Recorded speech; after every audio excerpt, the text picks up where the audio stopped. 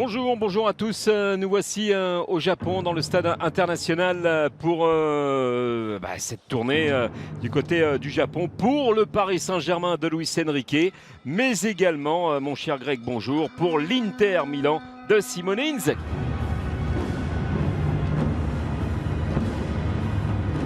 Allez, la compo du Paris Saint-Germain de Luis Enrique. Adepte du 4-3-3, on va voir l'organisation mise en place par Luis Enrique. Donnarumma dans les buts, Hakimi à droite, Lucas Hernandez à gauche, une charnière Skriniar Marquinhos, Ugarte en pointe basse, Vitinha, Warren, Emery au milieu de terrain, Carlos Soler, Asensio. La formation de Simone Inzaghi qui ne bouge pas dans ce 3-5-2. Stankovic dans les buts, plus de Onana parti à Manu. Darmian, Acerbi, Bastoni dans cette défense à 3, Çalhanoğlu en pointe basse, Dumfries couloir droit, Di Marco couloir gauche, Mkhitaryan Barella pour animer aussi ce milieu de terrain, et puis devant la paire Lautaro Martinez, Marcus Thuram. Allez, coup d'envoi de ce Paris Saint-Germain Inter au Japan National Stadium au Japon, la tournée japonaise pour les hommes de Luis Enrique, mais également pour les hommes de Simone Inzaghi. On est à une dizaine de jours de la reprise du championnat de France, de Ligue 1, et un petit peu plus pour les Italiens. Donc là, on va commencer à se jauger aussi, puisque il avait testé Inzaghi et ça a largement marché. Et il a été sortir ce ballon, Stankovic. La remise en jeu, Lucas Hernandez, Milan Skriniar. C'est bien joué. Ça c'est très bien fait du côté du Paris Saint-Germain. Vitinha, Asensio, Ugarte, Fabian Ruiz, Soler, Ugarte. Oh, c'est bien vu ça, il va falloir tenter en retrait. Le poteau, extraordinaire jeu et mouvement collectif du Paris Saint-Germain, et le poteau pour Asensio qui vient sauver Stankovic. Le jeune Parisien. Alors, on voit ce ballon d'Ugarte par-dessus, c'est très bien fait.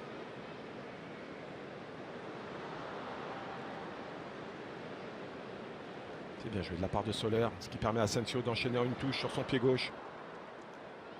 Un joueur de cette qualité doit être capable à cette distance de la mettre au fond. Il veut tellement la mettre.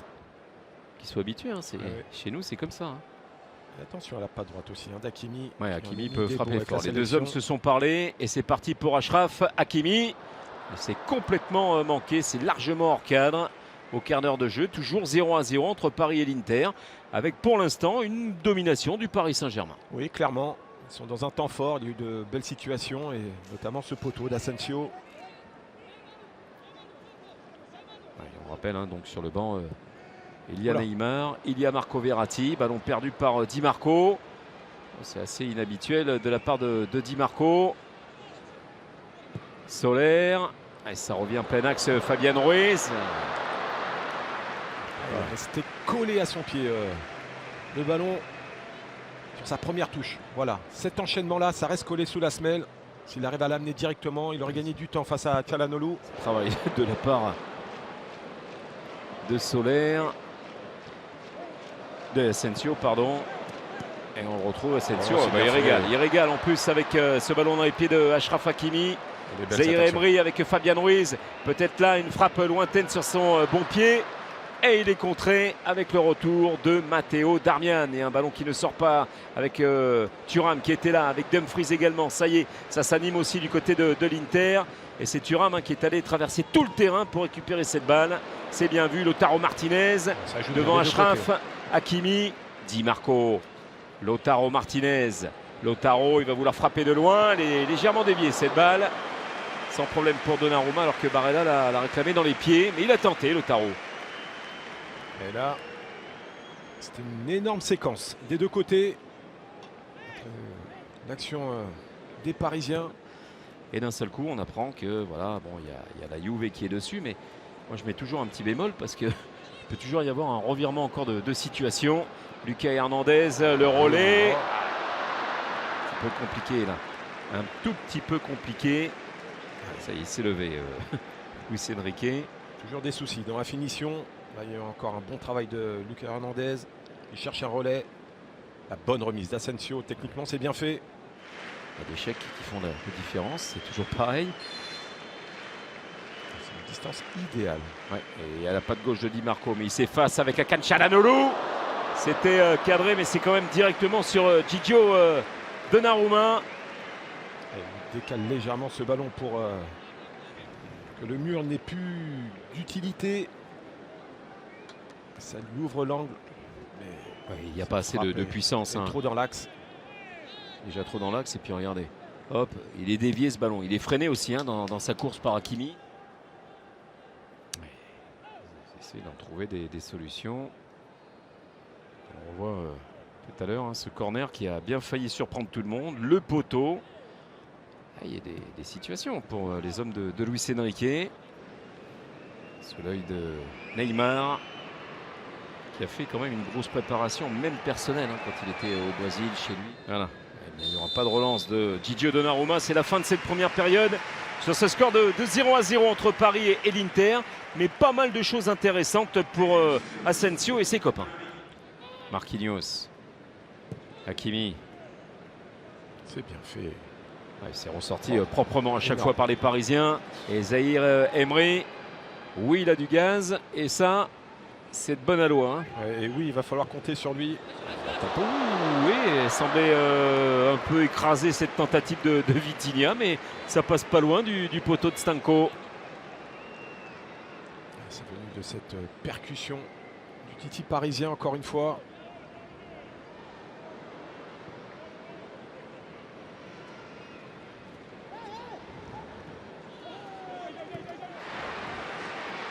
Oui, c'est là où il va falloir pour Paris s'activer. Fratesi, Lautaro Martinez. Bien vu la récupération avec Vitinha. But!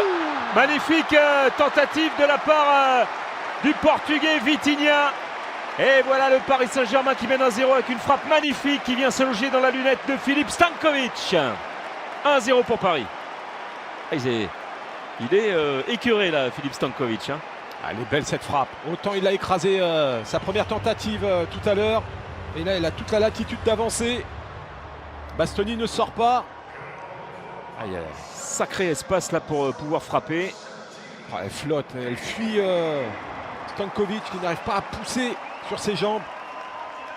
Prise d'info. Plutôt mérité. Oui. Plutôt mérité. Cet angle-là, elle est belle. Hein. Magnifique. Frappe. Voilà, et ça, quand on a des joueurs aussi de talent comme ça, quand ça sourit, que ça dégaine, ça fait mouche. Là, on connaissait sa qualité de frappe à Vitinha. Elle n'a pas souvent fait mouche la saison dernière, mais le potentiel est là. Sherendorf, Milan Skriniar, devant Esposito. La relance, elle est interceptée par Cuadrado. Cuadrado hein, qui arrive de la Juve après ces longues années. On se souvient, heureusement il ne l'a pas recroisé, mais bon après ça s'arrange, hein, c'est le gros embrouille en Coupe d'Italie avec Handanovic. Voilà. Oui, il va falloir qu'il retourne un petit peu les tifosi. Mais lui, regardez, il a peur de rien, regardez. Voilà, ça c'est du Juan Cuadrado. Il y en a qui peuvent le regarder, mais en attendant, c'est ça Cuadrado. Il vient vous semer le trouble dans une surface de réparation. Il peut marquer dans un angle incroyable. Et là, eh ben, il était tout près d'aller égaliser. Il est virevoltant. On le connaît, hein, pourtant ce crochet extérieur. Et là, il fait la différence sur Kurzawa et la main ferme. On aperçoit ces deux hommes et Neymar. Vous entendez le public japonais qui salue Ney.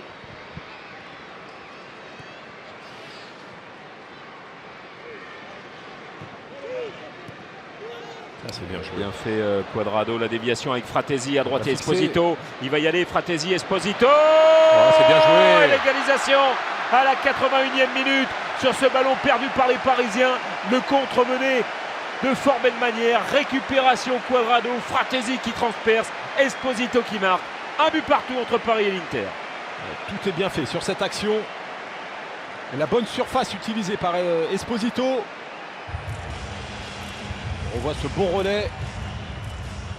Kurzawa qui sort loin sur Cuadrado. Mais Esposito est seul.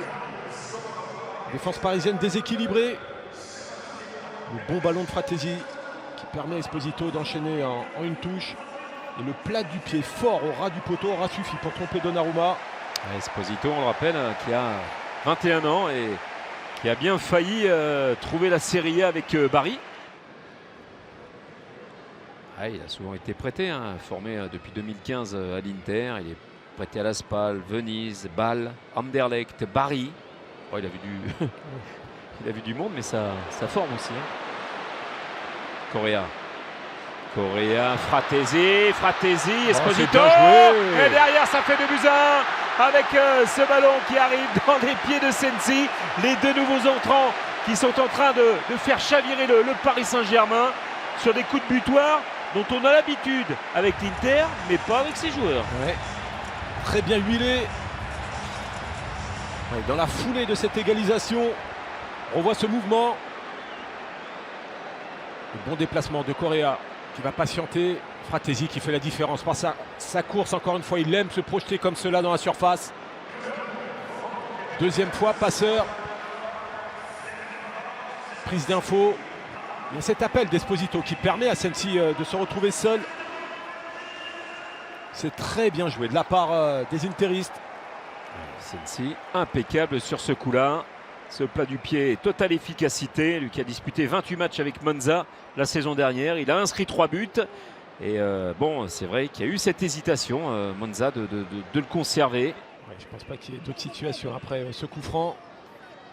On a vu Hakimi s'essayer en première période sans réussite. Va-t-il laisser sa chance à Vitinha? Celui-là hein, qui prend son temps pour...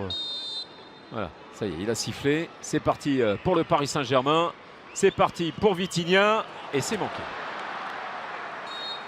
Et voilà, c'est fini, c'est terminé. Le Paris Saint-Germain s'incline après avoir mené à la 64e minute par cet homme Vitinha. Égalisation Esposito, but vainqueur de la part de Sensi. Et on a vu quand même un petit sourire de la part de Luis Enrique. Et tout n'est pas acheté dans ce que l'on a vu aussi. Hein.